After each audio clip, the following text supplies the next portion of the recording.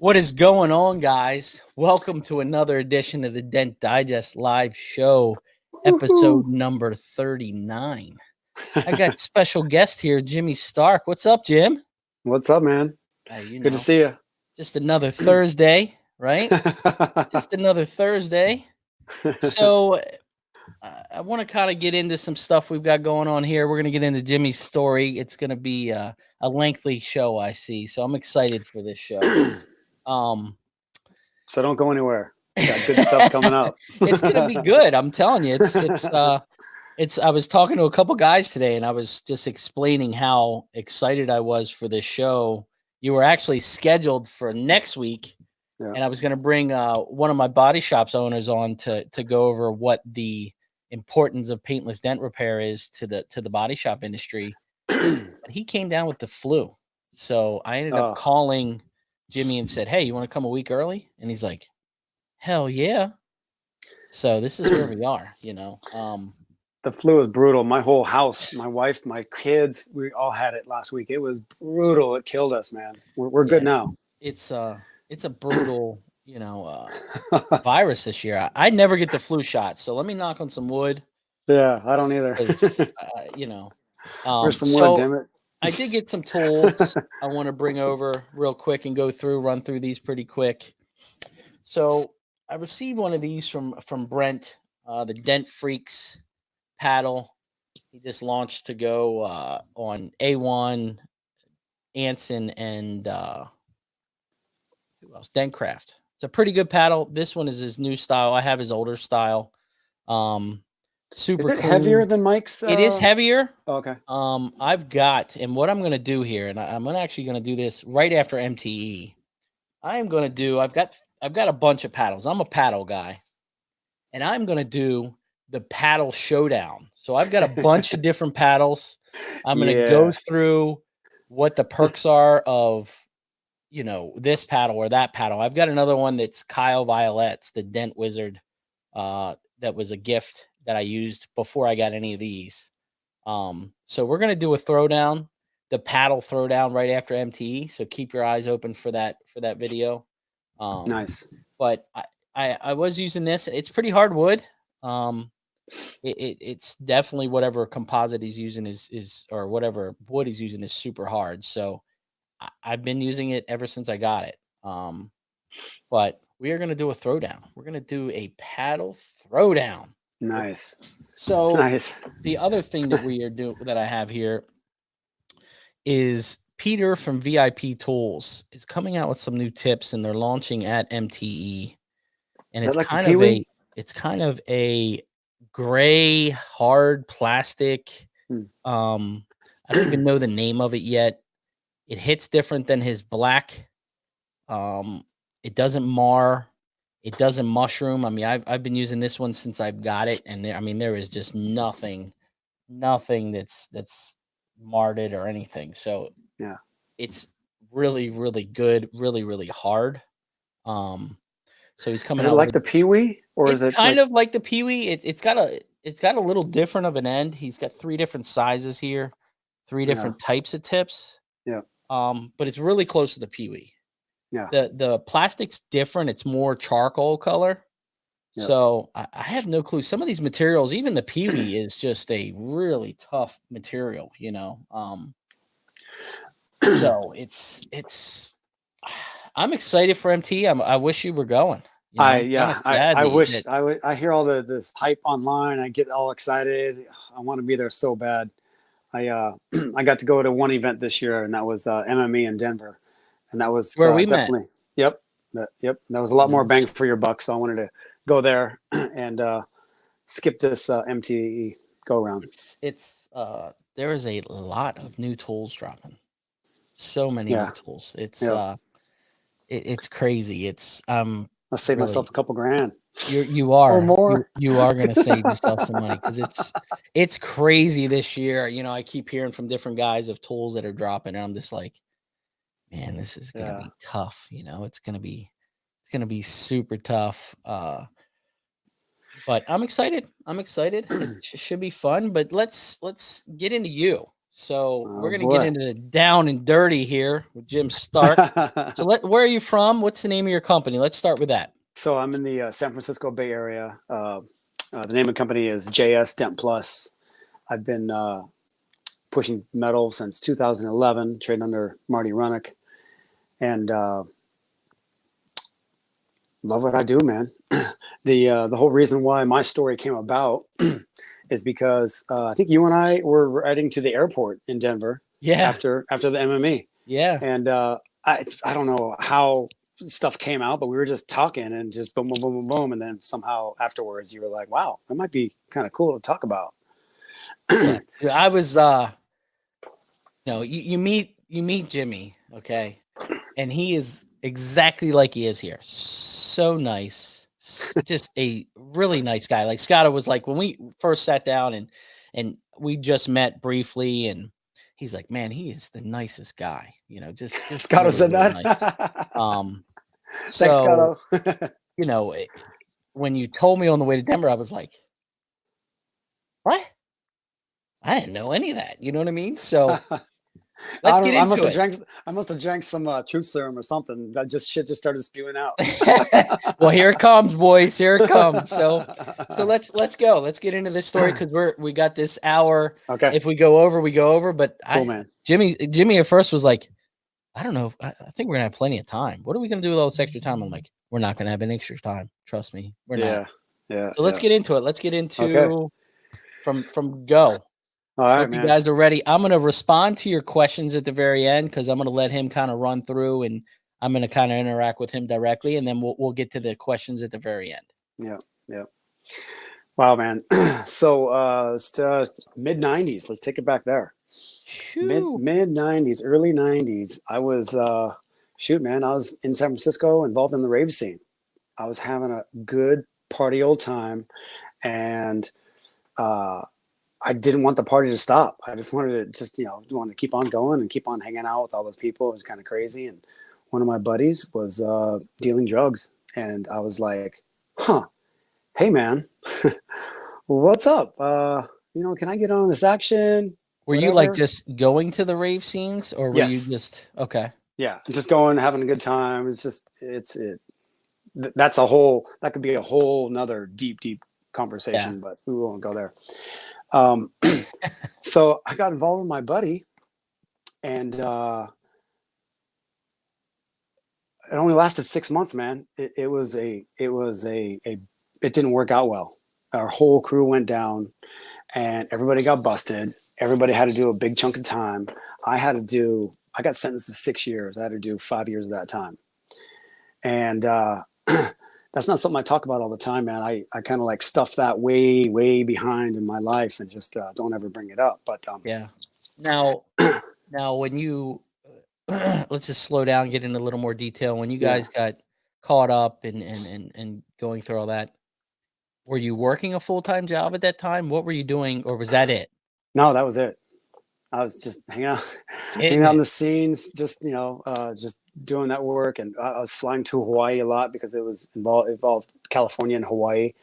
So that's why my case was a federal charge, because it involved crossing state lines. Yeah. We were bringing stuff from California to Hawaii, and I was out in Hawaii all the time. And it sucked, man. I mean, my buddy that I got involved with, he was making a ton of money, and he did it for a bunch of years. And then once I got in, I was barely starting to make any at all, just barely. And then all of a sudden, boom, it all blew up. So were you like running drugs or? No, I was shipping it in containers and just sending it out. But I was going over there to help count money, party more, just to go hang out in Hawaii for a week and then come back to California. And it was crazy. And some of the trips we were doing during our 6 months was pretty awesome. Vegas a lot. Well, I mean, you're living the life at that point. Yeah, man. It was crazy. It was fun and it was stupid. And I totally accept it. I was talking to Don Kavanaugh a couple days ago, maybe, I don't know, a few days ago. We were kind of warming up for this conversation. Yeah. And he asked me a question that kind of threw me off, that made me even dig deeper into my whole prison experience. I mean, yeah, it sucked being away from family. It sucked being away from friends. That was the hard part, being away from my family. And Don kind of scratched the surface just a little bit more. And he asked about, what my family think about that. And I was like, wow, okay, yeah. My mom, she accepted it. She said, you get this one time. I'll accept it this one time. If this happens again, that's it. I'm not going to support you anymore whatsoever. Not financially, just as a person and emotionally. That's fair. And while before I got to go do the bulk of my time, I did most of my time out in South Dakota at a prison camp. I'll get into that prison camp thing in a little bit. But before that, you had to do a thing called pretrial, and you had to stay in like a local jail. I was in a jail in Oakland in this pod. It's not as gnarly as you think, but it could be. It was still pretty jacked up. And my grandparents came to see me. And I was telling Don Cavanaugh this story. And I said to myself, oh my gosh. And I saw them. I knew I had a visitor, and I saw my grandparents come in to visit, and I saw them through the glass, and my heart just sank. I was like, oh my God. Here are these old feeble people. They got to deal with parking in the city. They didn't live in the city at all. They got to deal with all the security to get up to where I was on the floor that I was on. They had to deal with all the other people that were down there visiting other family. I was just beside myself that they had to go through this. And of course, it was tearful. It was only a 15-minute visit. And I was just like, wow, I can't believe they came. This is gnarly. I made up a story why I was there. I don't want to tell them the real deal. It's just embarrassing. But that hurt. That hurt more than me probably doing all that time. It was just like, I broke their heart. So now, did they take down the whole crew of guys and you just were kind of... Yeah. Okay. Yep. It all just crumbled so quick. Now, how did you feel then? Did it just crush your world at that point? I'm asking some deep questions. Yeah, man, we're getting into this thing. We're going deep. I haven't thought about that in so long. It's scary, man. I mean, when I found out the feds were coming for me, somebody had told me, I got a phone call from somebody. They said, hey, they're coming for you. They already got so-and-so, they're coming for you. I was just like, whoa, okay. I can't be in my apartment anymore. I got to go stay on somebody's couch, man. Shit, I'm out. I went to my buddy's house, got on his couch, called an attorney, got an attorney all set up. I got it set up in my favor where I was able to walk myself in and turn myself in. The court of law looks at you a lot more favorable that way. So it wasn't as harsh. I got to say my goodbyes.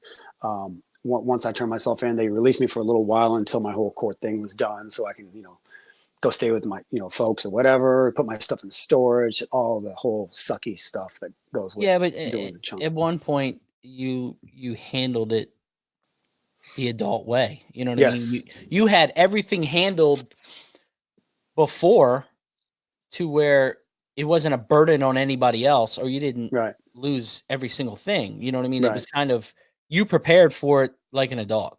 Yep. So, I mean, once I was done with that stretch of time, I came home, dude, I had nothing. I had zero. I didn't have a car. I mean, they wiped out my bank account. Everything was gone. I had to sell I had a BMW at the time. I had to sell that just so I can get the attorney. So, I mean, I had nothing. I had no place to go. I had to go live with family at first. And somebody gave me a car, this piece of shit, 1984 Saab. It was like burgundy color with a primer. Said Saab. We got a bunch of dent guys on here that just threw up in their hands. He said Saab. So it had a primer door. It didn't run. I had to get in there and try to get the motor running. I got it running. At least I was able to get to work. And my first job, man, when I came home, I ended up working for a buddy. He had a car wash about an hour away, and I was washing cars for him. And you weren't married at that time, correct? No. Okay. I didn't get married. I've only been married like 8 years, but I wasn't married at the time. And it was, I mean, here I am washing cars, yoked, bro. I was yoked. I was huge too. Yeah. And how long were you in? 5 years. Okay. 5 years, man. Yeah, I was I know one thing I skipped over is the prison camp thing. Yes. Prison camps are cool if you got to do a chunk of time. It sucks that you got to do that chunk of time. And yeah, if you get a state case, you get to do a shorter amount of time, but you're in there with the gritty. And that's not where you want to do time. So in this prison camp is where a lot of the white collar crime people are. no gun enhancements. So if you didn't have, as long as you didn't have a gun in your case, you get to go to one of these places. Or if you're a non-violent offender, you get to go to one of these places. So it was cool. I mean, the place that I was at, it was an old college dorm, and had dorms that we stayed in. There was no chain link. I mean, there's no like barbed wire. There's no bars. It was just, you know, there were doors and there was a perimeter, you know, nice landscape with a perimeter of sidewalk. And you cannot cross that sidewalk. That was the perimeter. There's cameras everywhere. You cross that sidewalk, you're done, son. You get 5 more years if you cross that sidewalk, because that's considered escape. Wow. So occasionally some guys would do it and they get caught and then they get bumped up in security. They would never come back again. They have to go to a place that did have bars and barbed wire. So it was cool to do that time there. It was a lot easier than what it could have been. Yeah.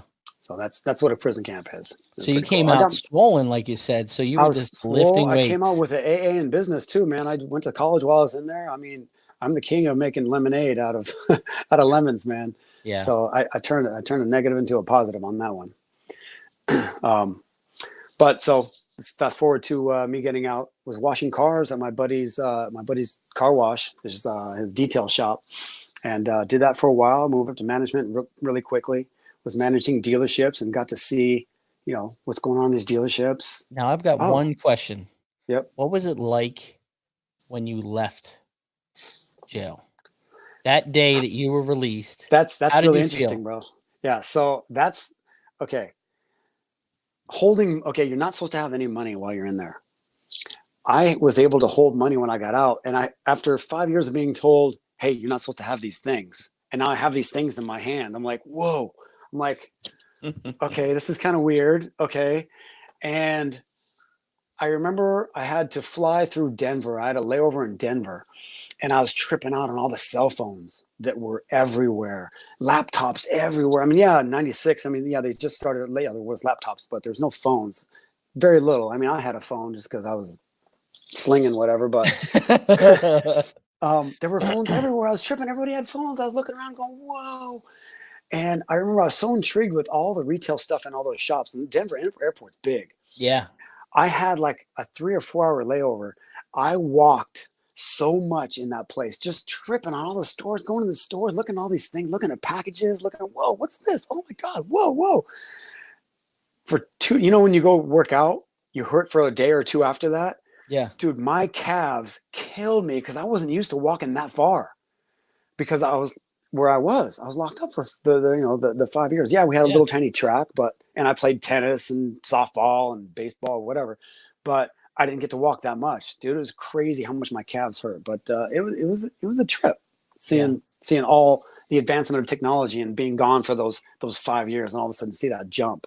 And that's what I've heard. You know, it's sometimes for some of these guys that are in for a long time, it's hard for them to get back into it. You know what I mean? It's just like what was it? Shawshank Redemption. Exactly the same thing where they got out and they're like, what is this? Yeah. You know, so keep going. I didn't mean to interrupt you, but that's all right. Just kind of keep your timeline running. Yeah. So that was it as far as you know, how I felt coming out, and then trying to, you know, I had to go work for a friend because I didn't want to go do the whole, you know, you gotta, I think what is it called? Whatever it was, maybe parole, whatever it was, just for a little length of time. You had to, like, if you go job hunting, you got to report and all this stuff, and it's going back and forth, and you got to, you know, should you be honest? Should you not be honest on the application? That whole thing. I was like, screw it. I just want to go work for somebody that I know, and it'd be much more easier. Pass all the tape. Yeah. So fast forward to working at the dealership, got to see, you know, what's going on. Okay, there's a dent guy, there's an interior guy. Okay, this I knew the car wash thing wasn't for me. Yeah, I was in management, but it's just doing details for dealerships sucks. They mother F you all the time. And being that I was the manager, my guy was do the details, and I bring it up to the showroom or whatever, bring it up to whoever had to turn the car over to. We'd go over it. And if there was anything that I missed, I get mother effed. Then I got to go mother F the detailer. Yeah. It's just I hate that, man. So I wanted out, and I saw an interior guy, became friends with the guy, and that's a whole other story thing. But he basically taught me how to do interiors. Started doing interiors. Okay, so he was at a dealer, and you just kind of started figuring it out. You know what I mean? You kind of just. Yep. Did he pay you right away as like a helper, or did you just? Yeah, that's a long other story that involved partners. It's kind of, I don't really want to get into that thing, but because that's another long story. But I was getting paid for a little bit, and then eventually broke off and did my own thing. Okay. Yeah. Okay. So you were doing interiors, going through that. Where did you go from there? So from interiors, right when I broke off and started doing my own thing, I ended up getting cancer, colon cancer. And that was gnarly, man, just to go through that thing. I mean, I'm talking chemo and radiation. And I caught it early. I was. Were you living on your own? I was living in an apartment with my girlfriend at the time. Whoa, you know what? I just caught her cheating on me, and I kicked her out, and she was gone, and I was on my own trying to figure out things, and then I ended up getting the cancer. It was only because of her, really, that she was like, you got this good insurance now. You're doing pretty good. Why don't you just go get it checked out? You have this little issue with your stomach. I had like issues for long. I had ulcerative colitis for a bunch of years, and that was what caused the cancer. Ulcerative colitis is just this thing that it's like a wound that never heals, but it's in my intestine. And it was causing things like I was getting like urgency to go to the bathroom, occasional blood in my stool. So it was just like, I just kind of dealt with it for a whole bunch of years since I was 20. And at this point I was 37. And so I finally went and got checked out, and the doctor was like, whoa, you caught this early and you've got cancer. We got to go in there and cut it out. And so once they went in there to cut it out. How did you take that? So you just lost your girlfriend. You were just finally getting back on your feet, kind of trying to figure it out. And then I didn't really trip on the girlfriend thing because, she did me dirty. I was just like, ugh, I'm done with her, whatever. Yeah. So it's about me, my family, those closest to me. And I had a lot of support, man. I had a lot of friends and a lot of family that stepped up and really helped me out emotionally. Financially, insurance took care of everything, but it was pretty brutal. And dude, I had to live with a bag. I had a bag, one of those colostomy bags for my dogs wanting some loving.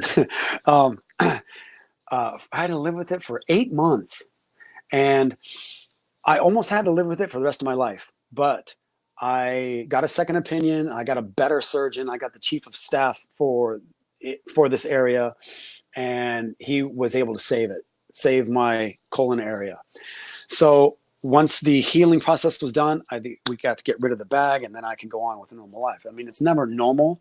I don't go to the bathroom like everybody else does. My situation is a little bit different. I still have some urgencies, but I've learned over the years how to make it work. Of course.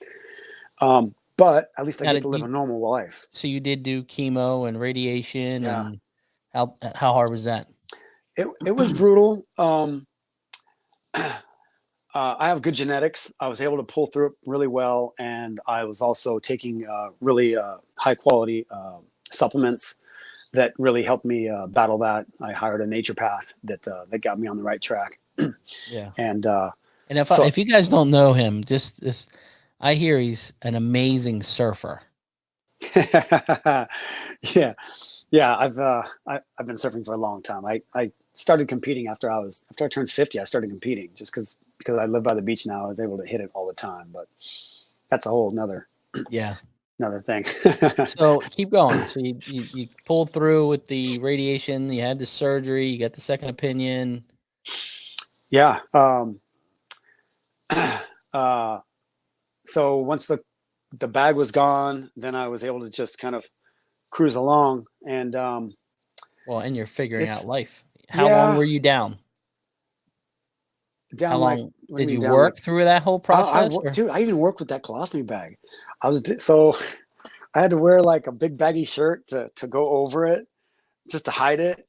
And I had a great employee with me at the time. His name is Hugo. Man, the guy was awesome. He was with me for a whole bunch of years, and he was really pulling the weight during that whole time for me, for the company, just to keep it going. And occasionally my little bag would kind of slip out from the shirt. He'd see it. He'd be like, "Oh, hey, dude, I see your bag." I'm like, "Oh, I'm sorry, man." But yeah, that whole bag thing was brutal. And how long was that? 8 months. Okay. 8 months. I mean, I tip my hat to people who have to live with that stuff for the rest of their life. Yeah. I mean, maybe way down the road when I become old and my whole insides get weak, I might have to go back to that. At that point, the doctor said, at that point, at least you'll have lived a normal life all the way up until then. So, I mean, I was tripping. I was like, am I not going to be able to surf? If I have to live with this thing what am I going to do? How am I going to get laid? What am I going to do with my girl? Oh, dude, it's crazy when you think about. But you figure it out. An ability, a disability like that. Yeah, you figure it out. I mean, you tell your chick, hey, I got to wear this T-shirt all the time, baby, even during private time. Yeah. And I think that's psychological too. Yes. It weighs on you. Yeah. Totally. So that obviously slowed you down when you were working through that process. Slow me down as far as work, or yeah, definitely. And when I did let's see, so 2008, I guess late 2008, I think I finally got rid of the bag, and then by 2011 I went and did dents. I got an interesting story what made me decide to do dents, but you have any more questions on the cancer thing before I roll into that? Going. Let's figure it out. I'm just trying to respond to some comments on here. And if anybody's trying to say something to me, I apologize. I can't see it in the he can't see it. I have him blocked. Sorry, guys. So you went through cancer. You worked through that process. Where are you at there? You're still doing interiors. Still doing interiors. And then one day I was at a dealership I was in line at this dealership. They had you go up to, I can't remember what it was. I think you had to go up to the cashier and they issued you the PO right there at the cashier at this dealership. It was, so I remember standing in line with, there's some people waiting to pay for their cars to get it out of service. And then in front of me was the dent tech. And I had my clipboard. This is way before Mobile Tech CarX was even around. I had my clipboard. I was happy and did a bunch of work, and the other guy, the dent tech in front of me, had his clipboard. And we're talking, small talk, whatever. And I noticed he purposely would never let me see the clipboard. But after talking for a while, you get to doing things, next thing you know, he's like flipping around the clipboard. It flips and he turns away. And I just happened to glance down and I saw his total. And I was tracking, the amount of time that he was there. And I was like, son of a bitch. He doubled my money. We were there the same amount of time. What the hell? I was right there. I mean, I didn't say anything to him. I just knew in my head, I was like, that's it. That's what I wanted to do. Yeah. Besides that, I mean, I became bored with the interior thing because I wasn't challenged anymore. Yeah. And I needed to be challenged again. And I picked the right thing, man. I mean, I've been doing this dent stuff, nine years, I guess. And I'm still challenged. I'm still have my struggles, man. That's every day. That's one good thing about our business is it's, and I try to explain this to customers. It's never the same dent. It's never. It doesn't matter. Yeah. Something is different about it. So, let's keep going. So you were like, man, I want to learn how to do dents. What'd you do then? So, what's really crazy is, matter of fact, that specifically, that dude used to be cool with me. We would always like chat it up, small talk. Oh, this dealership sold to, blah, blah, whatever. He was always cordial. And then I kind of wanted to let the other dent guys in the area know, hey, I want to learn dents. I want to learn dents. And just because I don't want to be, I wanted to be cool about it and just not try to do anything kind of sneaky. Of course. And just show up with a bunch of tools, like trying to take somebody's shit. And that guy, once I told him that I wanted to do dents, I thought I was doing the cool thing. All of a sudden, this dude just flipped on me. Boom. And he wouldn't talk to me anymore. When he'd see me at a dealership, he'd stop working. He'd just stand there and just like stare like a mean dog, just staring at you walking by his gate. And it was the weirdest thing. I was like, wow, that guy's a tool. I can't believe he's like that now. And it was the craziest thing to see a guy like that. But he was just intimidated by you. It's just, he does that with everybody, I guess. And because he used to do that with other dent guys, other competitors in the area, but because I wasn't a competitor, I never saw that side of him. Of course. Once I saw that side, I was just like, wow, that guy is a trip. It's things. I think a lot of things in our area, I mean, has changed from that point, which is nice to see. Yeah. You know, the tech meetups and right. Totally. This guy is not a meetup dude. He thinks he's way better than that. But I stuck to my word. I told him I wouldn't take his shit, and I haven't. And he's got a couple of phenomenal accounts, and I haven't taken them. So who trained you? You know. So that whole thing.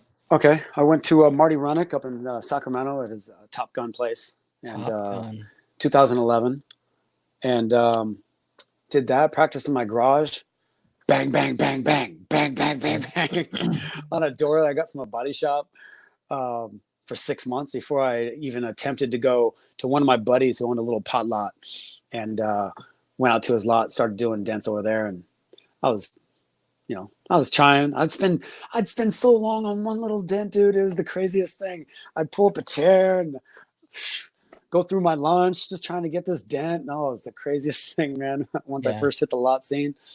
But messed up his cars for a while and then started getting better dealerships. You know, when you left Marty's, were you still doing interiors to kind of keep the income coming? Yes, I was splitting it up, and I knew that I was harming myself by doing the whole split up thing. I knew that I would do myself much more good if I just forced myself to be out there 5 days a week just doing dents. And I think after, I don't know, it wasn't very long. I think maybe 3 months, once I accumulated a good amount of tools, got comfortable, I think I started just had my interior guy doing interiors, and I was just doing the dents. Yeah. Yep. And never looked back. So after you left there, where you were struggling, you know, you were just kind of trying to figure it out. How long did it take you till you kind of, none of us are really at that point of, okay, I've mastered this. You know what I mean? We're kind of, all of us are still trying to climb I say it's like a ladder is how I explain it. And you get a little comfortable. Yeah. Okay, I can handle this. Then a little more comfortable here. When did you get to that point where you're like, okay, I can handle a nasty dent on a Porsche, or how long did that take you?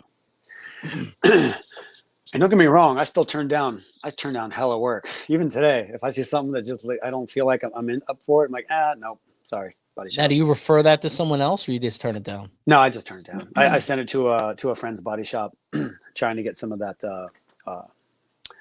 circular love, sent back at me. But I struggled for a long time, man. And even until just recently, and there's a couple of different Anthonys that I talked to. There's Anthony from City Dent out here, and there's Anthony from Premium Dent Repair that I talked to. And Big Ant. Yeah, Big Ant. One of those Anthonys I was talking with, I think it was the Anthony Gara that went out to Denver. We were talking about how he was talking about struggles. He's like, man, it's tough. And I was like, dude, I still struggle too. And it made him feel a lot better because he's a little behind me in years on experience. So when I hear seasoned techs say that they have struggles, it makes me feel good, man, because here I was 7 years into it and I was still like having fails. Like, oh Yeah. man, oh, sorry, Mr. Customer, I got to take off some money because I wasn't able to complete it all the way, you know, blah, blah, blah. Sometimes, you walk away and you just, I'll take the zero, but shit, I got bills to pay. So, so I'm like, hey, Mr. Customer, I'm going to shave it off. I couldn't get it, to my 90%, blah, blah, blah. I'd smooth it over. I mean, I get along with everybody and anybody. Yeah. So I can make almost every customer like me, where I wasn't getting any bad Yelp reviews in the way that I would smooth it over. And because that meant so much to me, I was like, oh, my Yelp, I got, think I'm tripping on the Yelp thing. Yeah. And the only time I got bad Yelp reviews was back in the day when I had a rim repair technician working with me. He had a few mess ups and we got some bad Yelp reviews back then. That was like 6 years ago. Yeah. But just recently I started hitting my stride, man, where I'm finally like, I'm glassing a lot more and it feels good. I'm concentrating on the finishing thing. So you broke away from your interior guy. You started your company now. Yeah. Correct. So you were doing interiors and dents at the same time? Yes. Okay. But what year did you start that business? Did I start doing the interiors and dents has always been under the umbrella of the same name. Okay. Kind of. I mean, I used to be JS Interiors, and it's kind of funky. It was JS Interiors, then I was JS Interiors and Dent Repair. Before dents, it was JS Interiors and Rim Repair. Okay. And I just hated all that. It was too convoluted. So now I incorporated. I changed it, JS Dent Plus. Okay. Plus, baby, plus. We do more than dents. Hey, So, yeah. So we've been under the umbrella of that name for, I don't know. I think we right before MME. Oh, really? I think I finally did it. Yeah. This year's MME. Yes. Okay. Yep. Yeah. So so we just incorporated this year and changed the company name this year. Nice. Yep. I wanted to make sure I had the proper shirt for the pictures and the videoing. Was that your first MME? Yes. What was your thought? Let's get into that real quick. MME was bomb. I mean, there's still stuff. I mean, I just had twins over the summer, so my life is just kind of flipped. And when I come home, it's like, here, take a baby. I don't have as much office time. Like right now, the only reason why I get all this office time in here in my office is because I told my wife, I'm like, hey, I'm gonna be talking with Ryan. We're gonna do this live thing. It's gonna be a little while, but it's all about the babies right now. So yeah, I came home with all this stuff to do, took a bunch of notes. We get these little things that they gave us that John Hiley gave us to study when we get back, and there's a bunch of valuable information on there. I haven't gone through that whole thing yet. It sucks that I can't get to it, and I know that there's so much more. Talk about a lot of value for your buck there. It was awesome. I say to all the guys, I said, if you leave here with one piece of information, you got your money's worth. Yeah. Because there was a lot of interesting conversations and just meeting people. I mean, me and Jimmy met there. Yeah. And we've talked at least twice a month since we've been back. Yep. I love that about those meetup things, man. Just hooking up with people like you. Oh my gosh. Kevin from Australia, guys that I don't, that have followed me over the years that are like, what's up, Ryan? I'm like, who are you? Hey, I'm Kevin, I'm from Australia, mate. I'm like, oh, geez, what's up, man? So it's good to get to meet other guys, you West Coast guys, I don't get to see a whole lot. And it's a really good event. It really is. Yep. It's a lot of information. You get to hear me talk about brownies and good stuff. So, So do you have employees? Where's the company now? So, I have one employee. I've got a different guy with me now who does the interiors, and a young kid. He's only 20, and this kid, dude, he's figured out so many interior shortcuts. Is it technology or is so, it he just? So he's I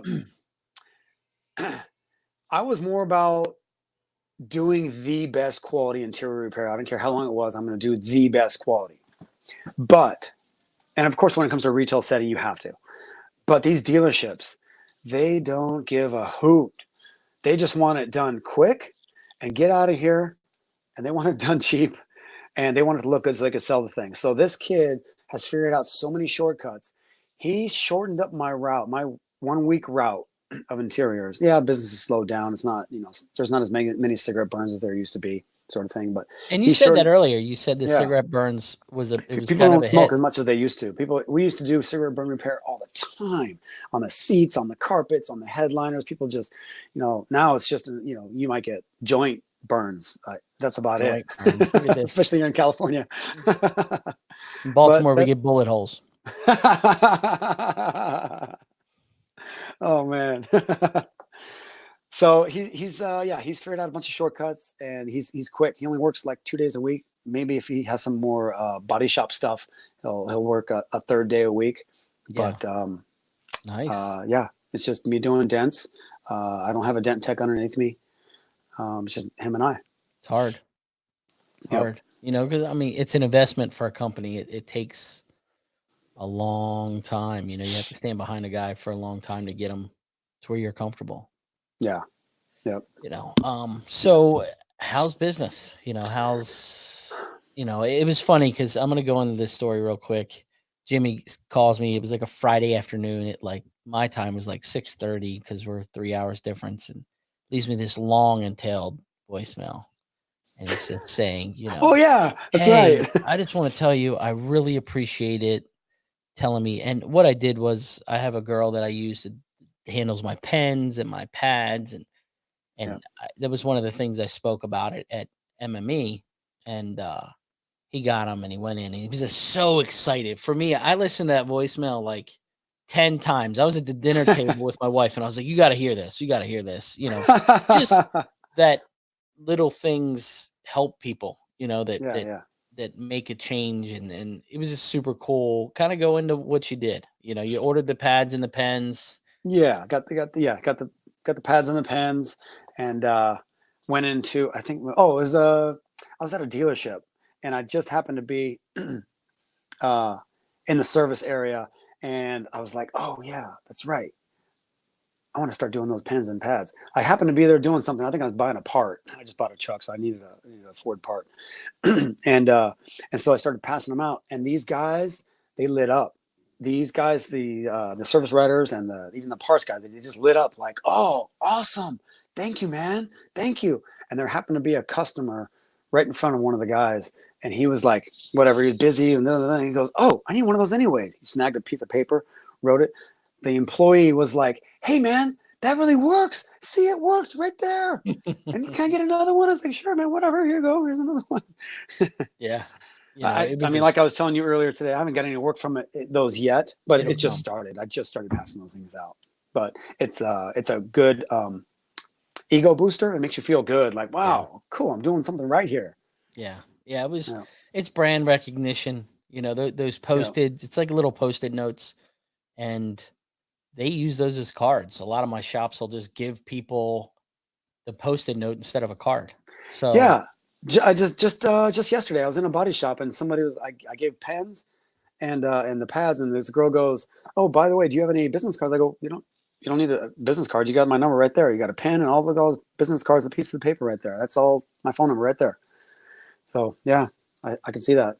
It was just cool. It'll come around. It's it's an investment. It's not cheap, but it's you'll start. And I went through a whole thing of pen runs and but you'll sit back and you'll get a couple jobs and you're like, okay.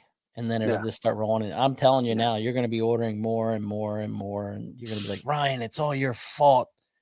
But now I got to buy these damn air fresheners. Yeah.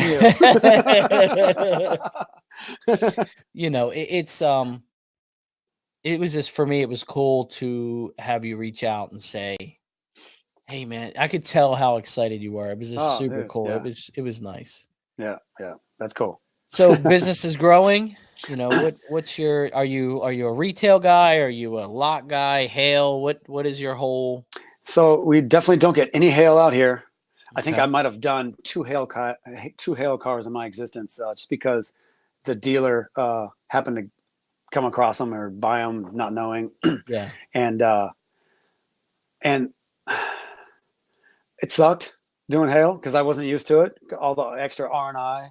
I think it took me 2 days I spent on this Nissan Altima, but I was getting $1,500. So I was like, I'll spend a couple days on this thing. That's pretty cool. Get to learn how to do a hail car. Of course. Um, yeah, no hail. I'm mostly, I'd say mostly, I'm 50-50. I've been pressing the whole retail thing uh, heavily the last probably year. I advertise pretty heavily. And You're a when the Yelp season, guy, aren't you? yeah, I'm a big Yelp guy. And I used to split my budget with Google AdWords, but Yelp seems to be where it's at. And for me, because my reviews are so high, I mean, I got 160 reviews. That's On pretty Yelp? heavy on Yelp. Holy schmauzers. Yeah, I don't play, man. I try to get those Yelp reviews. As a matter of fact, Is there any tricks? yes, there is some tricks. And He's like, I'm not telling my John Hiley secrets. busted me out. And at the MME, he was saying, hey, by the way, Jim does these killer videos. And I sent them to Johnny Scotto. I sent them to Kavanaugh, showing these guys, hey, look, here's these killer videos you can do, man, to get Yelp reviews. And it works. I just do a personal video, and I send it to the customer asking them for a Yelp review. And I've been doing it for a long time, and it clicks. You know, you don't win 100% of the time, but 90% of the time, man, it works. And because I'm developing a friendship when I'm there too. Of course. Well, it's the and like I said at the event, it's people want to deal with people. They don't want to deal with a company. They don't want to deal with a corporation. You know what? They want to deal with you. They want to deal with the interaction, and that's kind of when you send that type of review, that type of message to them, it's kind of showing that you actually care. Yes. You know. Absolutely. I'm gonna have to get that video from you. Yeah, man. Now we're gonna trade it off. I think Scotto's been pimping me out. Just ask Scotto for it. He has it. He has it on in his photos. I have the biggest trouble with reviews because a lot of my customer base is military based because we have a lot of military bases around here. Yep. A lot of those guys don't leave reviews. So oh wow. You know, it is what it is. It's part of the deal. Yeah. You know. Yeah. So go ahead. But business is slow right now. A lot of rain. Like I took off today. It was raining so hard. I even talked to Big Ant today. Yeah. I said, "Hey man, I'm home kicking it with my kids today, man. It's raining too much." He said, "That's what I'm doing. I'm just kicking it. It's too much rain." Yeah. But yeah, it's slowed down for the winter. Of course. For sure. Of course. Yeah. Now, what is your next 5-year plan? Like, are you looking in the future to hire more guys, open up a retail location? What is your plan? You know, because these kids, it kind of makes you look at things differently. And if things don't turn around for the economy up here, I mean, I still don't own a house. I rent this house. I'm renting a big old house here by the beach near San Francisco. And I've been waiting for the prices to dip. Everything starts at $1 million out here. That's crazy. A shitty 4-bedroom house, 2-bath, $1 million. It's stupid crazy. So I've been entertaining the thought of possibly moving because of the kids. I don't know. Moving to Baltimore? Yeah. Is that what What's I heard? That? I heard you were moving to Baltimore. No, there may be a chance I might move up to Montana. I got family up in Montana. Okay. I've got a friend that has a beautiful big shop up there, a dent shop called Dent Magic, right in the same town as my family lives. Him and I have been talking, so that could be a possibility. I might. I think I'm going to go there. This summer, this June, I was planning on going out there to hang out with my family and work with him for a week, just to see if we gel and see if it works out.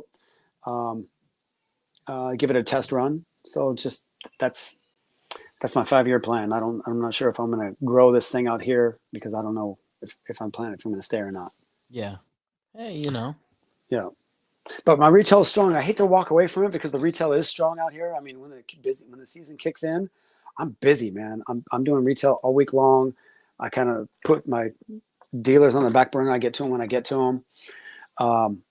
So it would be tough to walk away from this at the same time. So who knows? Pacific Coast PDR is asking, do you ever spend money with Yelp? Yes, I'm spending a grip with them right now. It's so different from the West Coast to the East Coast. Yeah, Yelp is not good here. Yep. Yep. I do, man. I'm so I used to. My budget was like $600 advertising. I used to spend $300 on Google AdWords, $300 on Yelp, and then I would get so much more return from my Yelp stuff.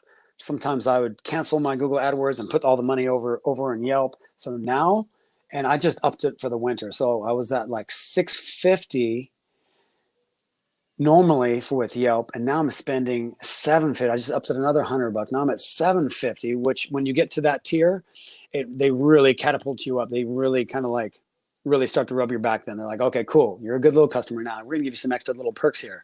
So it's really heavy. I'm up there in the 750 range, and I think at one point I was spending $1,100 on Yelp a long time ago, back when I was just doing interiors and rim repair.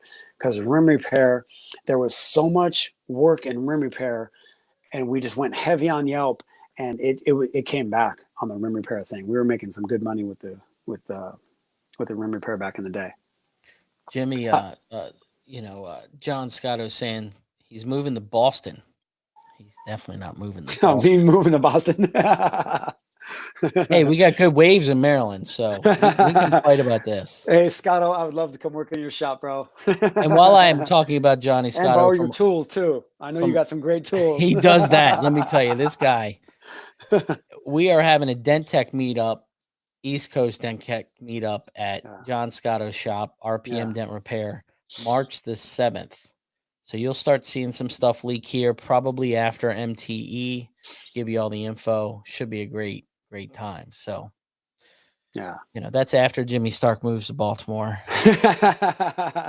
But, Josh is saying there's no surfing in Montana. I know, man. I'd have to buy a boat, start doing some wake surfing. Yeah. Very true. Oh, yeah.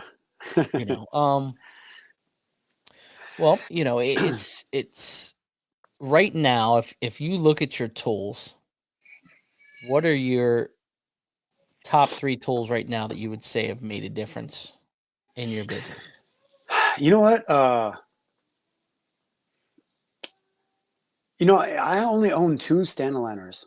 One of them's shitty, that Don Kavanaugh talked me into getting, which I never use it. Which one is that? It's the weird, it's a flat snake. Oh, those things are great. So I haven't had a spot to use it yet. It's not. I think if it was more of an arc that had more of an arc to it, but it's kind of like it only hops up like this much. So it goes like this and just it snakes out, just like a snake. If a snake is just chilling there looking at you. But the other stand aligner that I have is a blade that is a nice like crank. I think it might be, raised snake. Yeah. But it's a sharp. And man, I love you. If I can get that on something, I love it. I grab that thing as fast as I can. Yeah. Is it the sharp or soft? It's sharp. Okay. Yeah. Yep. Yeah. Yep. And Ultra started making some hardened, kind of biting on the Reapers. And which Reaper? The sharp door tools. The regular Reaper. Yes. Okay. Yes. Not see, Mr. Grey Duck Dent Repair / the Dent Reaper. Yep. Has come out with some tools. So lately, he's got all this new stuff. He had the Reapers last year. He has the Reaper rods. Do you have those? They're not Reapers. No, they're Ultras made. They're just like Reapers. They hardened them, and they're super stout. Because I guess the Ultra realized that everybody's been wanting those Reapers, and they like that style. So now, man, and I have the that John Hiley handle, that extended. Wait, yeah. That extended handle. Grip. Oh, dude, that thing with that hardened door tool, and it's a sharp tip. Man, it's awesome. I grab that thing every day now. Now I love on a door. I used to use like blunt tip, blah, blah, blah, blah. But now I first thing I grab is that sharp tool. I can use it so much faster now. It's awesome. 100%. Yep. I'm a sharp tool guy too. Yeah, I love it. Are you Glexco guy, cold glue? I just finally got a hold of some Glexo. Love it. The first time I used it, I think I called up Big Ant too. I called up Big Ant and said, "Hey, I use my Glexo. That shit is the bomb." It works so good. It really is, man. It's before the Glexo, I had that sticky icky, those little me too. Those tabs. Me too.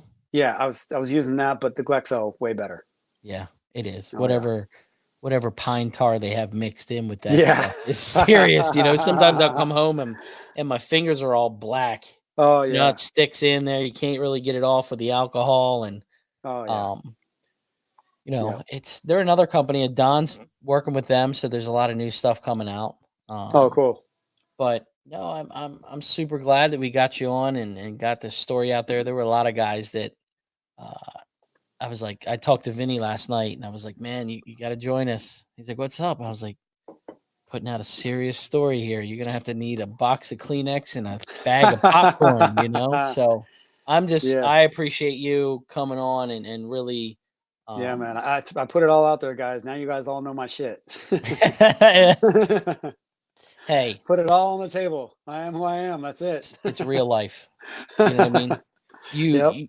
I look at a lot of things in life, I'm not a perfect person either. You look at life and you look at all these really shitty things that have happened in your life and you're like, man, this is terrible. Why did it happen to me? But now I look back and I'm like, that helped me get to here. And then that helped me get to here. And that made me a better person. Chain of events. So I always try to look at that. Sometimes I sit back and I'm like, this makes complete sense. Maybe this is a part of the puzzle that makes it to where I'm trying to go. So, you're a super nice guy. I've got nothing crazy to say. I mean, you up front, always passionate. I mean, it's nice to see guys like you that are really, really passionate in the industry and trying to learn and trying to figure it out. I mean, we were in the truck. I mean, you were firing away questions when we were at MME. You were constantly just going and wanted information, and it was good. And I'm glad that I got to run into guys like you or Big Ann or Scotto or any of these guys. Dent Reaper. There's a lot of guys in here that I have really good relationships with. That I'm lucky. That we built those relationships. Yeah, Scotto and Kavanaugh, man, those are my guys. I mean, when I go to an event, I'm glued to the hip with those guys, man. It's awesome. Yeah, kicking with those guys. Hey, by the way, I want to give you a compliment, and I want everybody else to hear this too. The way you do your videos is so awesome, and you're so you've really educated me a lot and helped me in my. I already have a lot of confidence in my videos, but you really help take it up a notch because. Your confidence when you do your videos is just like you're just like just like they're talking to one of your boys. Yeah. And that's exactly what it looks like. And that's the way it should be. Yeah. You're just having a conversation. And so now after I saw you start to do your videos, or once I got to know you, I saw you do your videos, I was like, oh, I get it. Slow it down, calm it down. Just you're having a conversation. And yes, I think my video is even better now. I appreciate it because I'm just okay on this video thing. You know what I mean? I'm just still figuring it out. I have fun with it, man. I have fun with it. It's I enjoy it. This whole thing, this show, all this. Guys are always asking me, what do you do it for? You know why I do it? Because of the relationships like this and Josh Dragos in here that's just learning and just trying to grow. And guys that reach out to me daily, I enjoy it. It's my passion. You know what I mean? It's good. Good people in this industry now. It's changed a lot. We say this all the time. I had Don on last week Don and Dave about their seminar, and such a hidden trade for so long. And now there's these information, PDR College, all these different shows that are out there. giving this information out, sharing that information. So it's nice to be able to give back a little bit. You know, I'm super fortunate. My company's grown. We're doing really well, and you can thank Keith Cosentino for all 100%. this. He's the guy that really cracked it and got everybody to start talking and 100%. reveal pricing secrets, whatever. Because before that, it was everybody hid their stuff, hid their hand. 100%. Yeah. And one thing I want to say, if you guys are going to MT this year, make sure you reach out to me. Let's try to get together. You know, if I haven't met you yet, I want to meet you guys. You know, it's super cool. I met Big Ant at Vegas, and that guy has a personality. He's going to be on a show here in the next few months. So he's got a bigger personality than anybody I've ever met. So I would love to see that guy on camera. That'd be awesome. You know, another really passionate guy. I have a hard time getting that guy on FaceTime with me. But look, man, how can people get a hold of you and reach out to you? What is your Instagram, your Facebook, and your YouTube? I'm on Instagram too. Just look up JS Dent Plus in the San Francisco area. Instagram, or you can just go online. You can find my number there. But cool. That's it. Yep. You still, if you want to sign up for the Stanliner event, sign up at Stanliner. You've got Dave and Don's seminar. They still have some openings for the Make It Rain seminars. Get on there. You know, some of these seminars are really, really good. So I'm missing out, man. I know I'm missing out on some good stuff. There's some really good stuff out there. So thanks for joining us, guys. You know, it's been fun. I was super excited for this show to get them on, even though we had a little cancellation at first, and I surprised Jimmy yesterday. So, you know, next week I got to fill the slot. So, I appreciate you guys watching. Yeah, man. Thanks, everybody. And remember, guys, keep it real. See you on the next one. Later.